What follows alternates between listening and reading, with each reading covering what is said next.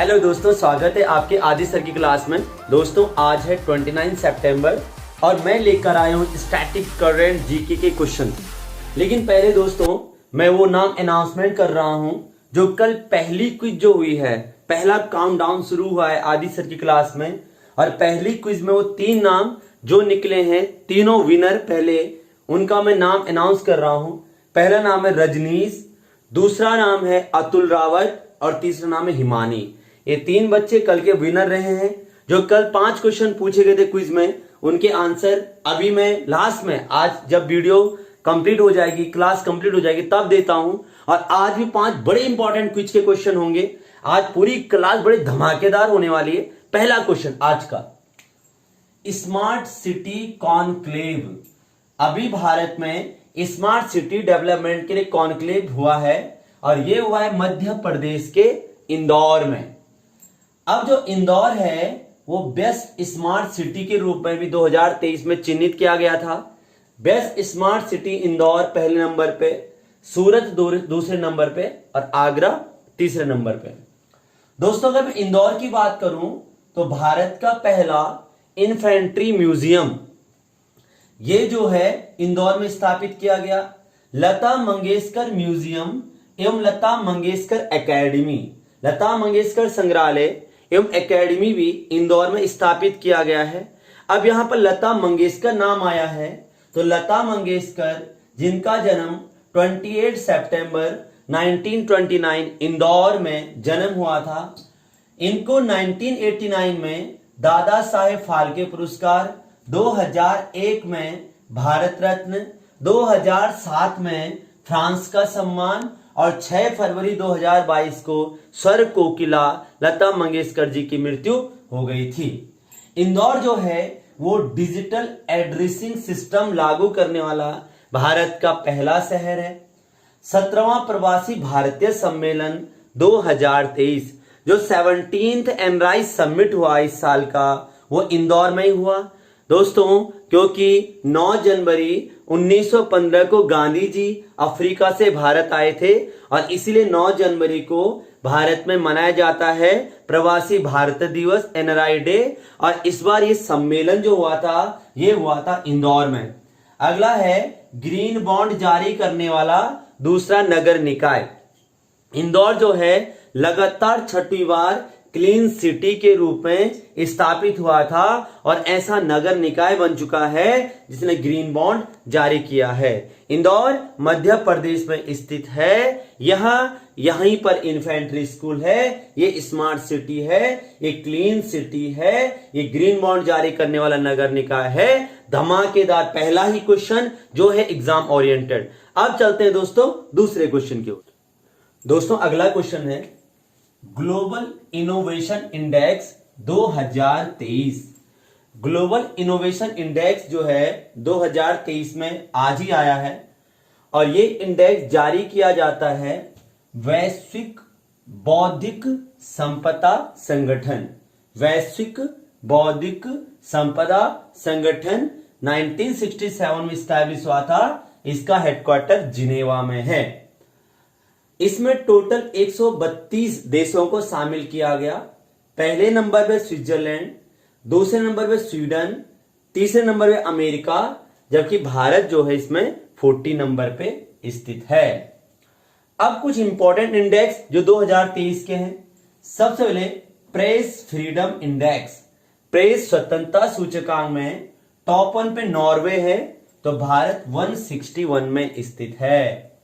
उसके बाद world happiness index, विश्व प्रसन्नता सूचकांक में फर्स्ट पे फिनलैंड है तो भारत 126 पे स्थित है। ग्लोबल पीस इंडेक्स, विश्व शांति सूचकांक, ये आपका पहले नंबर पे आइसलैंड है, भारत 126 में है। Global gender gap index, global gender gap सूचकांक, फर्स्ट रैंक पे आइसलैंड है, भारत 127 में है। ग्लोबल फायर पावर इंडेक्स में पहले नंबर पे यूएसए है, भारत 4 नंबर पे है। विश्व ऊर्जा संक्रमण सूचकांक, विश्व ऊर्जा संक्रमण सूचकांक पहले नंबर पे स्वीडन है, भारत 67 में है। ग्लोबल कॉम्पिटिटिव इंडेक्स, वैश्विक प्रतिस्पर्धा सूचकांक, पहले नंबर पर डेनमार्क है और भारत है 40 नंबर पे। तो चलते हैं दोस्तों अगले क्वेश्चन की ओर। दोस्तों अगला क्वेश्चन है बहुत इंपॉर्टेंट एक अपॉइंटमेंट, भारतीय प्रतिस्पर्धा आयोग, कमीशन ऑफ कॉम्पिटिटिव इंडिया। भारतीय प्रतिस्पर्धा आयोग सीसीआई के अध्यक्ष जो हैं रवनीत कौर, पहली महिला अध्यक्ष जो है ये सीसीआई की बनाई गई है। सीसीआई एक ऐसा कमीशन है, एक ऐसा आयोग है जो भारत में प्रतिस्पर्धा की भावना बढ़ाने के लिए किस तरह से भारत में हर विभाग में प्रतिस्पर्धा को बढ़ाया जाए इस पर काम करता है। इसमें अध्यक्ष एवं सदस्य जो होते हैं इनका कार्यकाल 5 इयर्स होता है और मैक्सिमम जो है 65 इयर्स के लिए चुने जाते हैं, अधिकतम 65 साल। इसका हेडक्वार्टर दिल्ली में है और इसकी स्थापना हुई थी 2003 में, स्टैब्लिश हुआ था। इसमें एक अध्यक्ष होता है और 6 सदस्य होते हैं और जिनकी नियुक्ति सेंट्रल गवर्नमेंट के द्वारा की जाती है। केंद्र सरकार अपॉइंट करता है 6 सदस्य, एक अध्यक्ष, 2003 में स्थापना, दिल्ली हेडक्वार्टर, कार्यकाल 6 साल और अधिकतम 65 साल। अगला दोस्तों संघ लोक सेवा आयोग यूपीएससी के अभी हाल ही में सदस्य के रूप में नियुक्ति एवं शपथ ली है दिनेश दास ने। अब यहां पर यूपीएससी आया है जिसके मेंबर के रूप में अपॉइंट किया है दिनेश दास को। जो यूपीएससी होता है 1 अक्टूबर 1926 को इसकी स्थापना हुई थी। 1 अक्टूबर 1926 को अंडर 1919 मॉन्टेग्यू चेम्सफोर्ड एक्ट के अंतर्गत 1919 अधिनियम के अंतर्गत इसकी स्थापना हुई थी। इसमें 10 सदस्य होते हैं और एक अध्यक्ष होता है और इस समय अध्यक्ष का नाम है मनोज सोनी। मनोज सोनी अध्यक्ष हैं। अध्यक्ष हो या सदस्य हो इनको राष्ट्रपति अपॉइंट करता है, इनकी नियुक्ति राष्ट्रपति करता है। ये 6 वर्ष के लिए चुने जाते हैं और अधिकतम जो है ये 65 वर्ष के लिए चुने जाते हैं। दोस्तों संघ लोक सेवा आयोग हो या राज्य लोक सेवा आयोग हो या संयुक्त राज्य लोक सेवा आयोग हो, 3 प्रकार के लोक सेवा आयोग होते हैं। एक यूपीएससी हो गया, एक स्टेट पीएससी हो गया, एक ज्वाइंट स्टेट पीएससी हो गया। ये तीनों के तीनों आर्टिकल 315 में ही आते हैं, अनुच्छेद 315 में ही ये उल्लेखित है। दोस्तों बस तीनों में अंतर ये होता है, जो यूपीएससी होता है ये प्रेसिडेंट गठित करता है, जो स्टेट पीएससी होता है राज्य लोक सेवा आयोग होता है ये राज्यपाल के अंडर में होता है, लेकिन जो संयुक्त राज्य लोक सेवा आयोग होता है ये राष्ट्रपति के अंडर में होता है। दोस्तों अगर मैं बात करूं प्रथम अध्यक्ष फर्स्ट चेयरमैन ऑफ यूपीएससी जो थे, प्रेसिडेंट में तो मनोज सोनी है, फर्स्ट थे जो उनका नाम था रॉस बारकर, पहले अध्यक्ष थे रॉस बारकर। पहले भारतीय अध्यक्ष थे, फर्स्ट इंडियन चेयरमैन थे HK कृपलानी, जबकि फर्स्ट वुमेन्स चेयरमैन थी RM बाथव।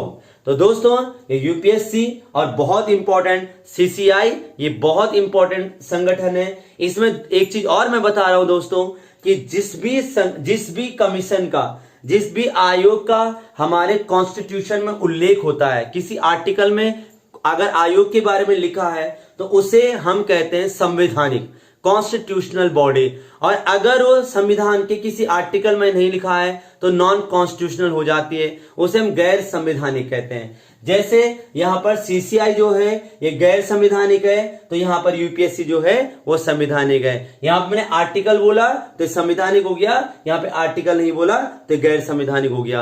अब चलते हैं दोस्तों अगले क्वेश्चन की ओर। दोस्तों अब 2023 की टॉप मोस्ट स्कीमें लेकर आया हूं जो आपके आने वाले सभी परीक्षाओं के लिए महत्वपूर्ण होगी। पहली स्कीम है वैकल्पिक उर्वरकों को बढ़ावा देने के लिए, मतलब जो हम केमिकल फर्टिलाइजर यूज करते हैं इसको कम करने के लिए और इसके अलावा अन्य उर्वरक कैसे हम यूज करें, इसके लिए मोदी जी के द्वारा पीएम प्रणाम योजना जो है 2023 में शुरू की गई है। अगला क्वेश्चन पारंपरिक सिल्क को बढ़ावा देने के लिए, जो सिल्क होता है रेशम उद्योग को बढ़ावा देने के लिए अभी हाल ही में मोदी जी ने पीएम विश्वकर्मा कौशल योजना 2023 शुरू की है। अगला है 508 रेलवे स्टेशन को रीडेवलपमेंट करने के लिए, पुनर्विकास करने के लिए अमृत भारत योजना जो है, अमृत भारत स्टेशन योजना शुरू की गई है। अल्पसंख्यक जो माइनॉरिटीज हमारे देश में हैं, उनके अभ्यर्थियों के लिए निःशुल्क कोचिंग शिक्षा जो है सरकार दे रही है, और इसके लिए नया सवेरा योजना इस समय सरकार ने 2023 में लागू की है।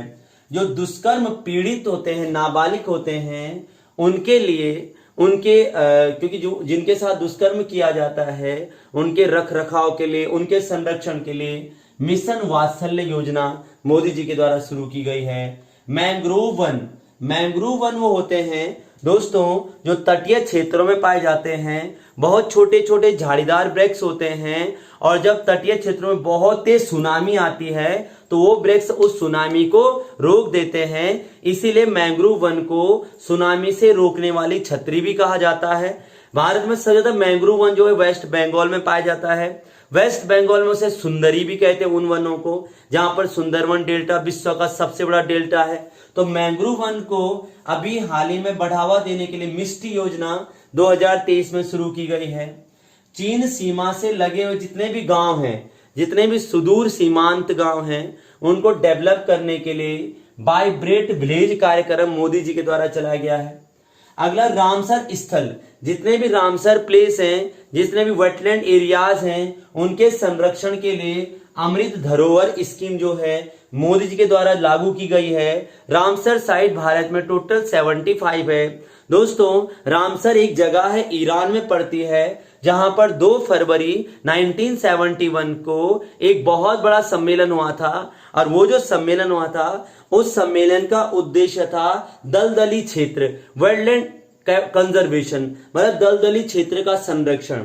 तो उस सम्मेलन में निर्णय लिया गया कि विश्व में जहां भी दलदली भूमि है उन सभी जगहों को चिन्हित किया जाएगा, और उन सभी जगहों को चिन्हित किया गया और उसी रामसर साइट कहा गया। पहला रामसर साइट जो है चिल्का 1981 में चिन्हित किया गया। वर्तमान में 75 है, और उनके संरक्षण के लिए अमृत धरोहर योजना सरकार चला रही है। अगला है मोटे अनाजों को बढ़ावा देने के लिए श्री अन्न योजना। दोस्तों 2023 पूरा का पूरा बाजरा वर्ष था, मोटा अनाज वर्ष था, और मोटा अनाज को बढ़ावा देने के लिए श्री अन्न योजना बहुत महत्वपूर्ण मोदी जी के द्वारा 2023 बजट में भी इसका उल्लेख किया गया था। तो दोस्तों ये बहुत इंपॉर्टेंट स्कीमें हैं। और अब आज का इंतजार आपका खत्म। आज के 5 टॉप मोस्ट क्विज के क्वेश्चन और कल के क्विज के क्वेश्चनों के पहले आंसर दिए जाएंगे, फिर आज के 5 क्वेश्चन आपसे पूछे जाएंगे, और कल जिसका सबसे पहले जवाब मिलेगा, टॉप 3 जो बच्चे होंगे उनका नाम अनाउंस होगा, और फिर लगातार 5 दिन तक ये चलेगा, और 5वें दिन जो 3 विनर होंगे उनको उनके नंबर पर जीएस की पूरी पीडीएफ प्रोवाइड की जाएगी। दोस्तों अब चलते हैं क्विज काउंटडाउन 2। तो दोस्तों काउंटडाउन सेकंड क्विज के क्वेश्चन स्टार्ट करने से पहले मैं कल के जो क्विज के 5 क्वेश्चन थे उसके आंसर दे रहा हूं। जैसे पहला क्वेश्चन था मॉन्ट्रियल प्रोटोकॉल, कल था पहला क्वेश्चन मॉन्ट्रियल प्रोटोकॉल रिलेटेड, मतलब मॉन्ट्रियल प्रोटोकॉल किससे संबंधित था। मॉन्ट्रियल कनाडा में, जैसे मैंने आपको पहले बताया था, जो कि 1987 में ओजोन संरक्षण से संबंधित था, ओजोन कंजर्वेशन। दूसरा क्वेश्चन था हैदराबाद मुक्ति दिवस, हैदराबाद फ्रीडम डे, ये 17 सितंबर को मनाया जाता है क्योंकि हमने एक ऑपरेशन चलाया था, ऑपरेशन पोलो। अगला क्वेश्चन है 42वां विश्व धरोहर, जो अभी 42nd वर्ल्ड हेरिटेज साइट जो भारत का शामिल किया गया है, होयसला मंदिर, होयसला टेम्पल्स कर्नाटका। अगला सबसे ऊंचा नटराज का मंदिर, ये दिल्ली मंडपम में स्थापित किया गया था। और भाभा परमाणु संयंत्र केंद्र, ये आपका 1954 में स्थापित किया गया था। आज के टॉप 5 क्वेश्चन, और जल्दी से कमेंट बॉक्स में जाइए और आंसर दीजिए, पहले 3 लोग होंगे विनर। पहला क्वेश्चन है एमएस स्वामीनाथन को रमन मैग्सेस अवार्ड कब दिया गया था। MS Swaminathan provided Raman Magsaysay award 1970, 1971, 1972, 1973। अगला है शहीद भगत सिंह एयरपोर्ट कहां पर स्थित है, दिल्ली, चंडीगढ़, मुंबई या कलकत्ता। अगला है विश्व गैंडा दिवस। ये कब मनाया जाता है? 21 सितंबर, 22 सितंबर, 23 सितंबर, 24 सितंबर। चौथा क्वेश्चन है शांति निकेतन आश्रम कब स्टैब्लिश किया गया था? 1863, 1864, 1865, 1866। अगला है एशियन गेम्स 2018 कहां हुए थे? 2018 एशियन गेम कहां हुए थे? Jakarta option A, Tokyo option B, Hangzhou चीन ऑप्शन सी और दिल्ली ऑप्शन डी। तो स्क्रीनशॉट ले लीजिए और तुरंत क्वेश्चन देखते ही कमेंट पे बॉक्स में जाइए और दीजिए शानदार आंसर 5 क्वेश्चनों के और होंगे आप विनर 5 दिन की लगातार क्विज। आज दूसरी क्विज है। बने रहे दोस्तों आदि सर की क्लास में। बहुत बहुत धन्यवाद। जय भारत, जय उत्तराखंड, जय देव भूमि।